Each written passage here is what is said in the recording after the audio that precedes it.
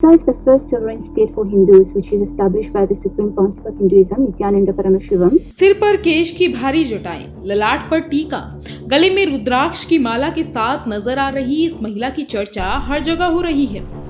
भारत की साध्वियों जैसी वेशभूषा धारण करने वाली इस महिला ने हाल ही में यूएन की मीटिंग में प्रतिभाग किया, जिसके बाद महिला की तस्वीरें सोशल मीडिया पर जमकर वायरल हो रही हैं। कहा जा रहा है कि इस महिला ने यूएन की मीटिंग में भारत देश पर कई आरोप लगाए। वहीं महिला को लेकर लोगों के मन में कई तरह के सवाल भी उठ रहे हैं। सवाल ये कि आखिर ये महिला कौन है ये महिला जिसने यूएन की मीटिंग में कैलासा जैसे काल्पनिक देश का प्रतिनिधित्व किया, और आखिर कौन है ये महिला जिसने कैलासा की तरफ से यूएन में भारत पर आरोप लगाए। जानेंगे सब कुछ हमारी इस खास रिपोर्ट में।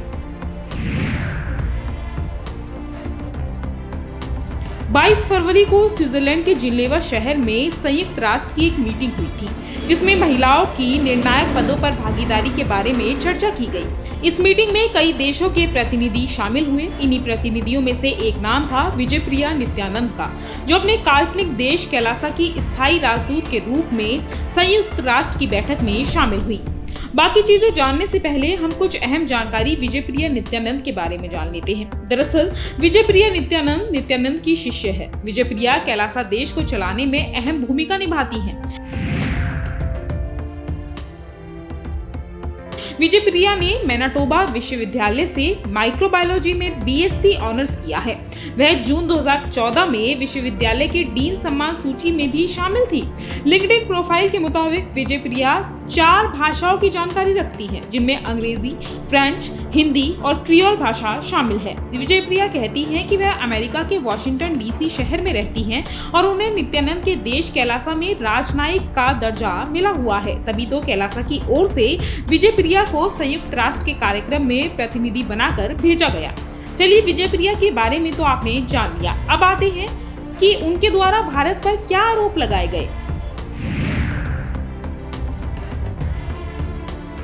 स्विट्जरलैंड के जिनेवा शहर में संयुक्त राष्ट्र की बैठक में विजयप्रिया नित्यानंद ने भारत पर यह आरोप लगाया कि भारत में उनके सर्वोच्च गुरु नित्यानंद को उत्पीड़ित किया जा रहा है। विजयप्रिया नित्यानंद ने इस मीटिंग में दावा किया कि हिंदू परंपराओं को पुनर्जीवित करने के लिए भारत में उनके सर्वोच्च गुरु को उत्पीड़ित किया जा रहा है। विजयप्रिया ने संयुक्त राष्ट्र से पूछा कि कैलासा में नित्यानंद और 20 लाख हिंदू प्रवासी आबादी के उत्पीड़न को रोकने के लिए राष्ट्रीय और अंतर्राष्ट्रीय स्तर पर क्या उपाय अपनाए जा सकते हैं।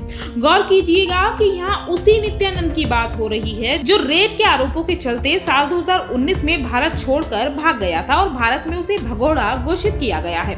इस भगोड़े आरोपी ने एक वेबसाइट के अमेरिकी देश इक्वाडोर में एक द्वीप खरीदकर अपना देश कैलासा बसाने की जानकारी लोगों को दी थी। साल 2019 में कैलासा देश की खूब चर्चा हुई थी। बताया ये गया कि भगोड़े नित्यानंद ने न सिर्फ अपना देश बनाया, बल्कि वहाँ उसने अपने देश की करेंसी, अपना झंडा, अपनी कैबिनेट, यहाँ तक कि अपनी एक अलग भाषा भी बनाई है। हालांकि ये बात अलग है कि इस देश की गूगल पर आपको कोई फोटोज या वीडियोस नहीं मिलेगी। कहा जा सकता है कि ये देश केवल कागजी पन्नों तक ही सीमित है, यानी कि अभी इसका कोई वजूद हमें तो देखने को नहीं मिला है, और शायद इसलिए इस देश को यूएन मानवाधिकार उच्चायुक्त ने भी काल्पनिक बताया है। अब आप सोच रहे होंगे कि अगर ये देश काल्पनिक है तो ये देश यूएन की मीटिंग में कैसे शामिल हो गया।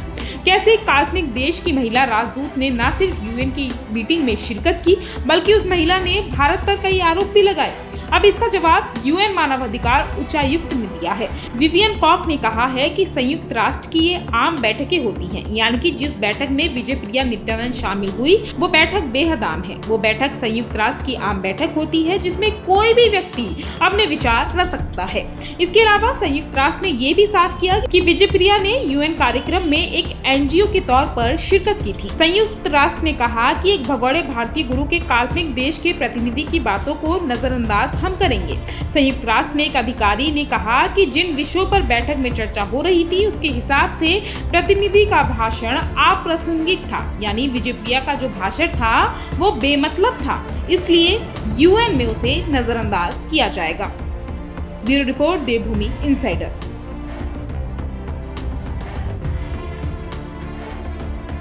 आज ही डाउनलोड करें देवभूमि इनसाइडर।